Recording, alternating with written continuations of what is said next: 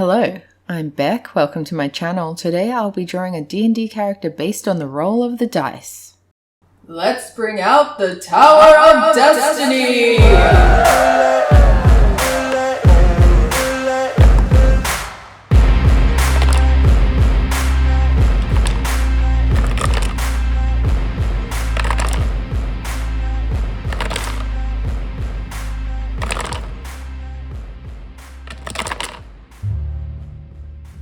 Now we have a Tortle Witch, and I'll get to the homebrew witch part in a little bit.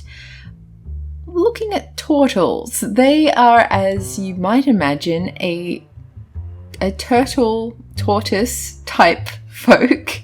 Officially they are described as turtle folk, but most depictions I've seen look more like a tortoise. We have an official description here where it says, these turtle folk live on many worlds, most journeying up and down coasts, along waterways and across the sea. Turtles don't have a unified story of how they were created, but they have a sense of being mystically connected to the natural world. Carrying their shelter on their backs gives turtles a special feeling of security wherever they go, for even if they visit a far unknown country, they have a place to lay their heads. Turtles exhibit the same range of coloration and patterns found among turtles, and many turtles enjoy adorning their shells in distinctive ways. Some fun turtle traits include claws. You have claws that you can use to make unarmed strikes. When you hit with them, the strike deals 1d6 plus your strength modifier slashing damage instead of the bludgeoning damage normal to an unarmed strike. You also have hold breath, which means you can hold your breath for up to an hour. Natural armor. Your shell provides you a base AC of 17. In brackets, your dexterity modifier doesn't affect this number. You can't wear light, medium, or heavy armor, but if you are using a shield, you can apply the shield's bonus as normal. You also get something called Nature's Intuition. Thanks to your mystical connection to nature, you gain proficiency with one of the following skills of your choice, and that allows you to choose between animal handling, medicine, nature, perception, stealth, or survival. You also have something called shell defense. You can withdraw into your shell as an action. Until you emerge, you gain a +4 damage to your AC, and you have advantage on strength and constitution saving throws. While in your shell, you are prone, your speed is at 0 and you can't increase. Your speed is at 0 and can't increase. And you have advantage on dexterity saving throws. You can't take reactions, and the only action you can take is a bonus action to emerge from your shell. Which makes sense, because if you're inside your shell, you can't really see what's going on around you. You're just a little bit more defended than normal.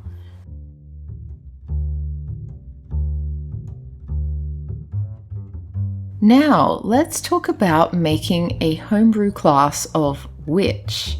There isn't just a standard way to do it, because there are so many different kinds of witch that would change the way the class works.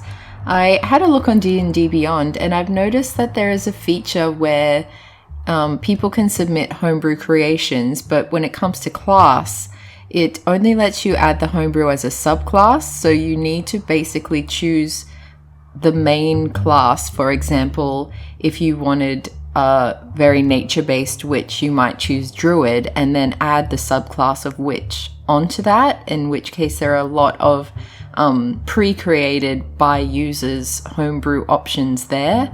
That's a great place to start if you don't know how to make any sort of class thing, and especially in terms of making a class or subclass that is still balanced enough that you're on equal footing with other players in the game. You obviously don't want to make your witch so powerful that there is no challenge for you to play, because that's boring. I think in this case, I'm gonna call this character Morgle. Morgle is kind of a swamp witch. She's one of those witches that a lot of people will come to for lotions and potions and solutions to their problem that they can take away. So I don't think she would necessarily be based in druid class. If anything, I think she would be an artificer because they do make potions. So I would be looking at the artificer class, even if I wasn't going to do that, make her an artificer and then add a subclass called witch. If I was just going to make a whole new class and call it witch, which obviously you would need your DM to sign off on all of this. But in order to make something like that, I would be starting by looking at what you get when you are in the artificer class in terms of what kind of spells and what kind of abilities are applied to that class, and I would consider whether it applies to this particular type of witch.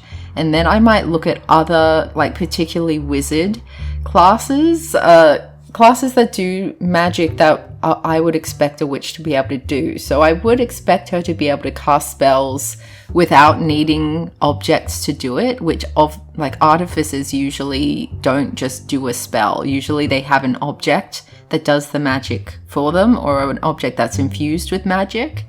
So in terms of this witch, I would give her a few druid spells, maybe a few wizard spells, none that are too overpowered, maybe like druid spells that are nested in like healing, so the kind of druid spells that a cleric can also use. I would have wizard spells that are maybe showy and defensive, so if someone questions her power, she can do like some sort of cantrip that is fire based or something like that. And then I would have really the most important stuff that she's making is her potions. So I think her essence is to be able to do potion craft, which is a subclass in artificer. I would really be taking a lot of information from that area and applying it to this class to make her a swamp witch that makes all the potions. You get it. It can get very complicated, and for the sake of drawing, I don't have a spell sheet. I don't have a class informational guide that I'm going to create and then share. Maybe in future I'll do that, but it's a lot of work just to do a drawing. So I'm not going to do that for today. But yeah, having a clear idea of what kind of witch you want your homebrew witch to be is like half the battle, because once you have that niche, you can bring everything back to saying like, well, would this witch be dealing with any kind of like devil patron? Like, is it that kind of witch? This one, no, she is fully independent. She doesn't take orders from anyone. So she certainly wouldn't be taking anything from the warlock class. She wouldn't need a devil to be giving her any kind of powers.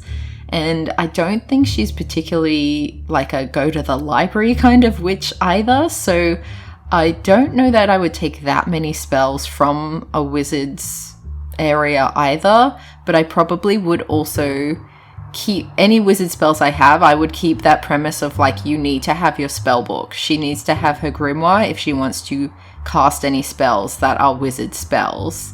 But maybe if she has druid magic as well, she doesn't need a spell book for that, because druids don't use spell books for their magic.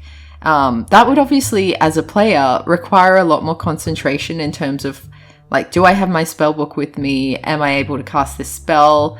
If the spell book's been stolen or something, then I need to cross these spells off my spell list, but I do still have other spells that I can fall back on that are just part of my essence.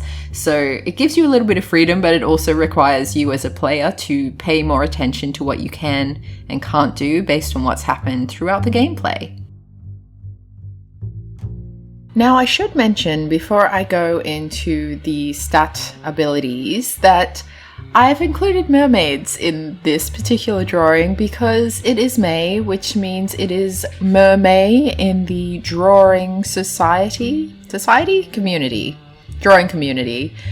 We have a thing called MerMay, and basically just draw a lot of mermaids throughout May. And instead of making all of my D&D characters mermaids for May, which seemed kind of boring, I'm just including mermaids in the character artwork, just, you know, for my own fun. And yeah. Now the abilities. We have a +1 to strength. We have +2 to dex, +0 to con, +1 to intelligence, +0 to wisdom, and +1 to charisma. So she is either average or above average across the board. Her highest is clearly dex, which means she can be quite sneaky if she wants to. And while she looks like she'd be very slow and needing to be very precise, I think that dexterity comes in a little bit of like the sneakiness of people assume that she's slow, and so if she swipes something very quickly, you wouldn't notice it because you would expect all of her movements to be slow. I think she might lean into that misconception a little bit. I think she can be very fast when she wants to be, and leans into the unfortunate but ever-present societal norm of people not really paying that close of attention to the old lady in the room. They just assume that she's happy sitting by herself doing nothing. They're not worried about her. They don't see her as a threat. And that helps when you have sticky fingers, or if you need to dismantle a trap or something like that requires a lot of dexterity but also exceeds expectations, shall we say. In terms of strength, I think that she would have built a little bit of strength carrying her shell around her whole life, and also just having all her lotions and potions with her at all times. She's got the +1 to intelligence. She's a very intelligent lady. Probably not so much the book learning things, just in terms of memory. I don't think she forgets things very easily, although she might pretend to. I think her +1 for charisma might play into that, where she can be a little bit deceptive, and people, they don't really see her as a threat, but they do defer to her for wisdom, even though she's just an averagely wisdomed person. And yes, I'm using that sentence even though it is grammatically incorrect.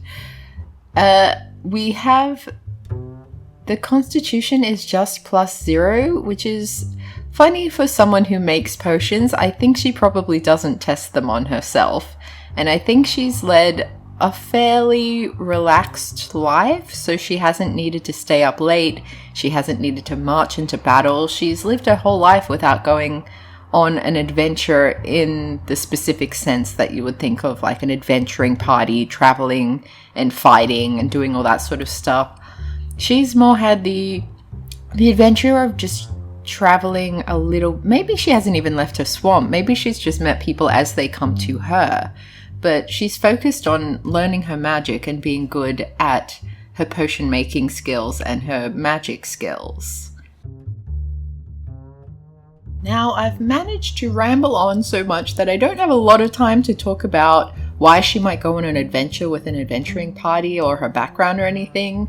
But I think she is the kind of sweet old lady who, if you asked her very, very nicely, she would go with you to do whatever. So if an adventuring party asked her to come with them, I think she would do so just out of the kindness of her heart.